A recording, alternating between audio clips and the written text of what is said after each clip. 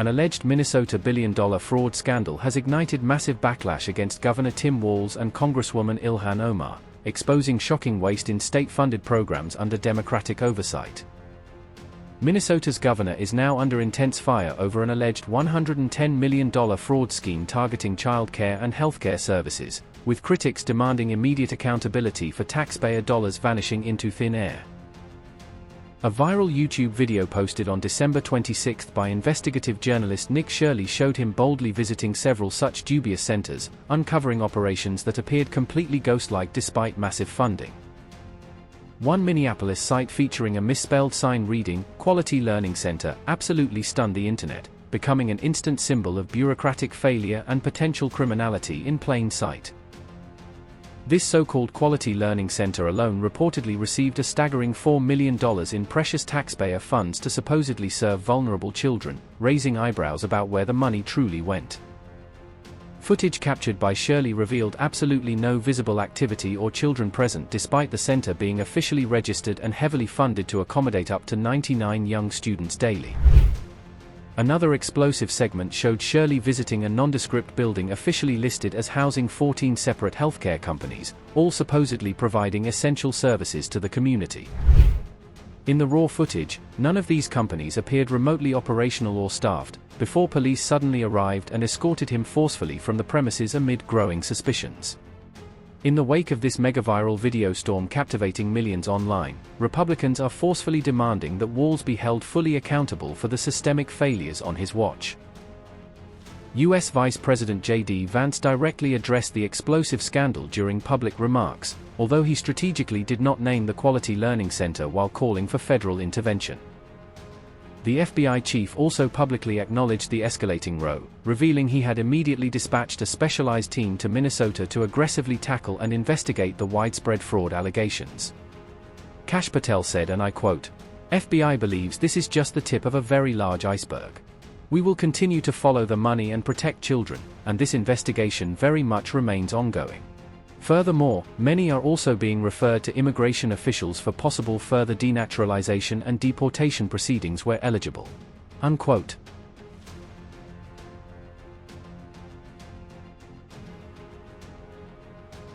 This fiery row erupts as the 2024 VP nominee desperately grapples with billions of dollars vanishing in alleged social services fraud schemes plaguing his home state under questionable management.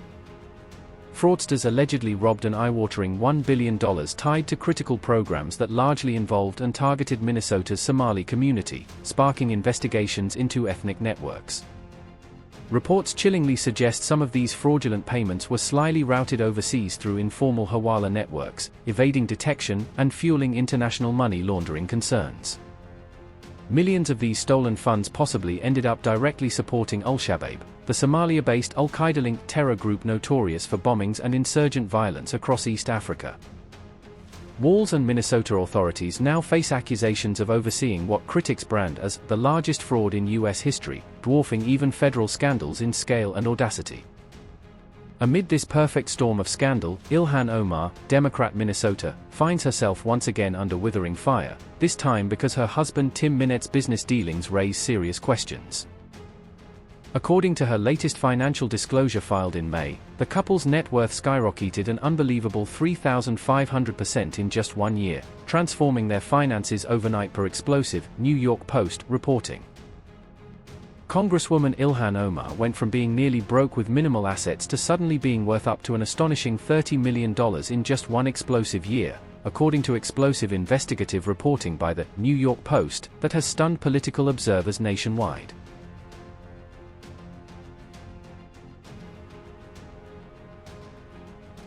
Han Omar controversially backed Somalia over breakaway Somaliland as Minnesota probes dramatically widen into the alleged mass fraud now consuming state government programs. One sharp analyst argued this corruption scandal allegedly involving Somali communities in Minnesota unfolded right under Omar's watchful eye in her own congressional district. Up to a staggering $9 billion Somali-linked fraud scam allegedly unfolded unnoticed in Omar's district, with federal investigators now tracing funds back to pandemic-era abuses.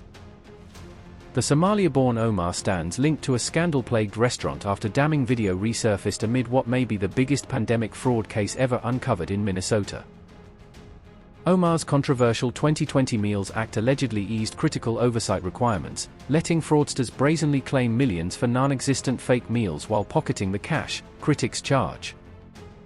After the massive fraud scheme unraveled publicly, Omar's husband Tim swiftly launched his Rose Lake Capital venture capital firm back in 2022, timing that raises eyebrows. Obama-era ambassadors and deep DNC insiders have also been named in the sprawling Omar-adjacent network as federal scrutiny intensifies on political connections to the fraud web. Minet's previously failed California winery astonishingly jumped 9,900% in declared value, hitting between $1 to $5 million, right after the fraud claims exploded into national headlines.